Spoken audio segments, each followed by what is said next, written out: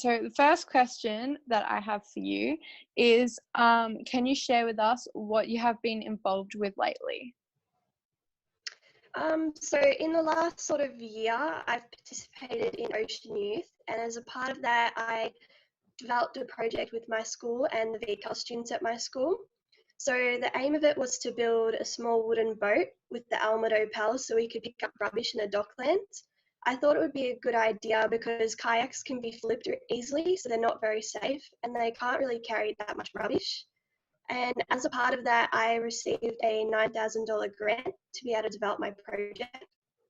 Last year, I also went to Malaysia and Borneo for a month as a part of the World Challenge. I was actually lucky enough to go to Tanjung Datu National Park in Borneo and help dig out and refill a sandpit nesting area for the green sea turtles. I also have been continuing with my mobile phone collection box as a part of Zoos Victoria, They're Calling on You campaign. And recently I've decided to start cleaning up my local park and sorting out the rubbish, and hopefully I'll be able to convince my local council to put in more bins and recycling bins. Yep, that's great. Wow, really been going for it, haven't you? Yeah. So, when did you know that you wanted to do something to help with the ocean conservation? So I started participating in Beach Patrol 3030 cleanups in my area. And when I saw the amount of rubbish that was in our local environment and waterways, I just felt like I needed to make a difference. I still participate in the Beach Patrol 3030 cleanups, and I notice how the pollution issues are changing over time, and it's made me realise that we need to be flexible in the long term with our solutions. Yep, definitely. So have you faced any challenges with what you're trying to achieve? I would say one of the biggest challenges is my age. So when you're this young, it's kind of hard to participate in some projects or programs and even volunteer. And I think it's a shame that we can't get more youth involved in volunteering. Yeah. So with that, do you have any advice you could give to the people joining us today in how they can get over that problem and make a change?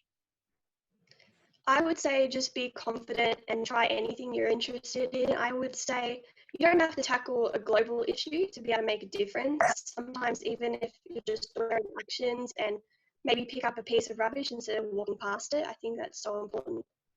Yeah, 100%. So out of all the things that you have obviously done, this might be a bit of a hard question. What do you think was the most rewarding? I would say I received 2 awards last year. I received an award from Keep Victoria Beautiful, the Young Leaders Award, and also an award from the Werribee River Association. But I would say that the most thing I'm proud of is just knowing that I'm getting out there and having a positive impact on our environment, oceans. Yeah, 100%. So today we are asking everyone if they have an action that they want to take to help our oceans.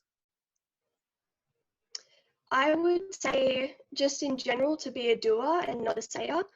I feel like we have a lot of people that know we need to change for the sake of our oceans and environment, but we don't have as many people willing to go out and do things and make changes. Yeah, well, that's really great. Yeah. All right. I think we're doing Q&As now. Yeah. We can do. I might actually kick it off because we've got quite a bit of time left, so we've got time to sort of have a little bit more of a chat. Phoebe, I wanted to know, a lot of young people come to me and say, I'm just, one voice and I don't get to vote and no one really listens to what I have to say anyway. What difference can I make as a young person? And I'm always telling them that absolutely they can make a difference as one person. What would your perspective be as a young person with someone who, if you were to say something to somebody who thinks like that? I would say I know it's challenging. I've experienced it myself. Sometimes you feel like you're not making enough of a difference, or anything you do won't matter, but it really does. Even the smallest things can have a positive impact on the environment, and it can all start with one person. Absolutely. Absolutely. Tegan, are you there? Did you want to actually ask Phoebe the question for Phoebe that you've got here? Yeah, I did. Cute. Okay, off you go. Where are you? We can't see you. You're on the other I side. said in the chat, I said, what do you love most about helping the ocean be a better place? I would say I love most is seeing other people that are inspired by what I do or working with my community. So when I go out there and participate in beach cleanups, I talk to everyone.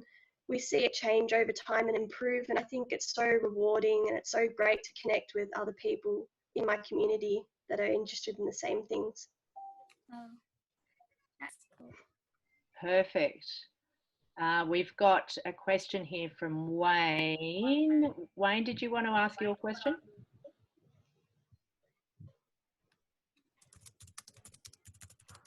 I can hear some typing, so maybe I'll ask on Wayne's behalf while we're going through. Hi, Phoebe. How have you gone with getting your friends involved in coastal or ocean conservation? So I try and tell people about what I do, and hopefully I can inspire them. I think it's hard at the moment with the whole COVID situation, but I'd love to actually get out kids from my local primary school and help them clean up rubbish and understand why it's important so it doesn't get into our oceans. Absolutely. Have we got any other questions for Phoebe at this point? I actually have another one for you because we've got a little bit of time. How have you involved your school in what you do, or have you as yet involved your school? I try and involve my school where I can. I think it's important that I involve them. I try and work with especially one of my teachers that was instrumental in helping me begin and just find my passion. So I usually work with my teacher of a program called the Advanced Program, and it's helped me a lot figure out like how to develop my projects and things like that. I try and raise awareness to my school. I used to do speeches as a part of the assembly because I like to tell people and inspire people so maybe they feel like they could also do something about issues in our environment and oceans. Yeah, I'm pretty sure you would have certainly inspired lots of people along your journey, that's for sure. Thank you.